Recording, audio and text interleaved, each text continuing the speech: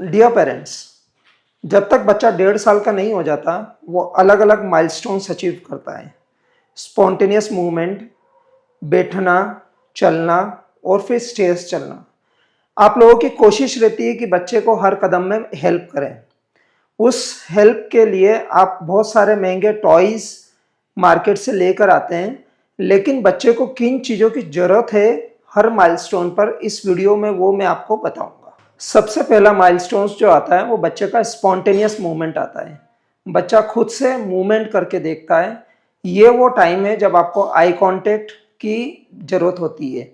तो इस समय पे बच्चे को निहारते रहिए, बच्चा आपका चेहरा देखेगा, अपने मूवमेंट्स को और बढ़ाएगा।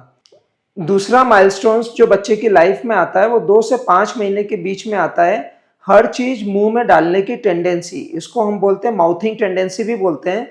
ये वो समय होता है जब बच्चे को आपको ऐसे छोटे छोटे टॉयज देना चाहिए जो कि बच्चा विदाउट एनी हार्म अपने माउथ में थोड़ा बहुत ले सके, जिसको चीव कर सके।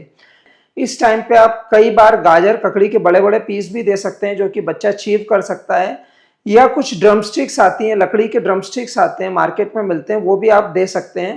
टीथर या सूथर्स को अवॉइड करना चाहिए। इसके बाद जो बच्चा माइलस्टोन अचीव करता है वो हेड कंट्रोल। हेड कंट्रोल भी 2 से 5 महीने के बीच में आता है। जब बच्चा खुद का गर्दन संभालना शुरू करे तब आपको उसको टमी टाइम देना चाहिए, मतलब थोड़ा बहुत समय के लिए बच्चे को पेट पर लेटाना चाहिए। 3 से 4 महीने की एज में आप बच्चे में एक चेंज देखेंगे कि अब वो विजुअली ऑब्जेक्ट्स को ट्रैक करने लगा है, मतलब उसकी आंखें वहां तक जाती है जहां पर कोई ऑब्जेक्ट जा रहा है। ये वो समय होता है जब हम उसको ब्राइट कलर के टॉयज देना चाहिए। पेरेंट्स गलती करते हैं, शुरू से बर्थ से ही बच्चे को ब्राइट टॉयज लेके आते हैं, लेकिन बर्थ पे बच्चे का विजन बहुत लिमिटेड होता है, मुश्किल से 12 से 15 सेंटीमीटर होता है और उसको ऑब्जेक्ट सिर्फ ब्लैक एंड व्हाइट में दिखता है। When the child is ready for visual tracking तब आप बच्चे को ब्राइट कलर टॉयज दें, उसको बच्चों की आंखों के सामने स्लोली मूव करें ताकि बच्चे के आई मूवमेंट स्ट्रांग हो। इसी एज पे डेंगलिंग ऑब्जेक्ट्स, मतलब हम देखते हैं क्रिप्स में ऊपर से बहुत सारी चीजें लटका के रखते हैं। 3 से 4 महीने सही टाइम होता है जब बच्चे के क्रिप पे ये सब चीजें लटकाएं ताकि बच्चा उनको रीच आउट करने की कोशिश करे। अगेन 6 मंथ्स पे एक और माइलस्टोन बच्चा अचीव करता है, वो होता है रोलिंग, मतलब पीठ से पेट के बल पलटना, पेट से पीठ के बल पलटना। यहाँ पर आपका काम एक जिम ट्रेनर की तरह होना चाहिए। यहाँ पर आपको सिर्फ असिस्ट करना है, अपने हाथ को बच्चे के सपोर्ट में रखिए, बच्चे को खुद से करने दीजिए।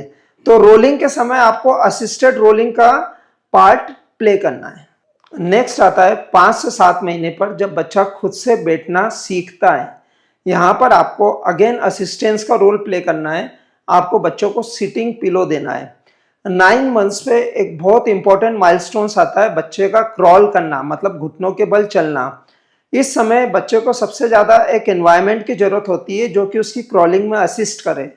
तो बच्चा जहाँ पर है वहाँ से थोड़ी दूर पर उसके मनपसंद टॉयज़ रखिए, बच्चे को वहाँ तक आने दीजिए, फिर उस टॉयज़ को आगे करिए। यदि आप सिर्फ इतना भी करेंगे तो डेफिनेटली ये बच्चे के माइलस्टोन्स में काफ़ी हद तक उसको हेल्प करेगा। नेक्स्ट होता है पुल टू स्टैंड। अब आप देखेंगे कि बच्चा खुद से सपोर्ट लेकर खड़ा होने की कोशिश करता है, और ये वो समय होता है जब आपको रोल निभाना चाहिए एक ऐसे पेरेंट्स का जो कि बच्चे के आसपास क्राउचेस रख दे या लो टेबल रख दे ताकि बच्चा उस टेबल को ग्रिप में लेके खड़ा होने की कोशिश करे। इसके बाद का जो माइलस्टोन होता है वो होता है क्रूजिंग।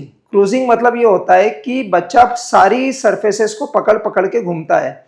इस टाइम पे आपको बेहतर ये है कि फर्नीचर्स को ज्वाइन कर दीजिए ताकि उसको एक लंबा स्पेस मिले जहाँ पे कि वो एक से दूसरे फर्नीचर को पकड़ के घूम सके। ऐसे में उसके गिरने की टेंडेंसी भी कम हो जाएगी और बच्चे का लेग मूवमेंट्स, उसका ग्रॉस मोटर मूवमेंट्स में डेफिनेटली हेल्प होगा। जब बच्चा चलना सीखता है तब उसके लिए सबसे अच्छा ये होता है कि आप उसको अलग अलग सरफेसेस प्रोवाइड करें। वॉकिंग यूजुअली 10 मंथ्स से 15 मंथ्स के बीच में आता है, लेकिन बच्चा अपने फ्लोर पे चलना सीखता है। बट ये टाइम होता है जब हम उसको घास, सैंडस्टोन्स, इस तरह के अलग अलग सरफेसेस पे चलाएं ताकि उसके आर्चेस प्रॉपर डेवलप हो।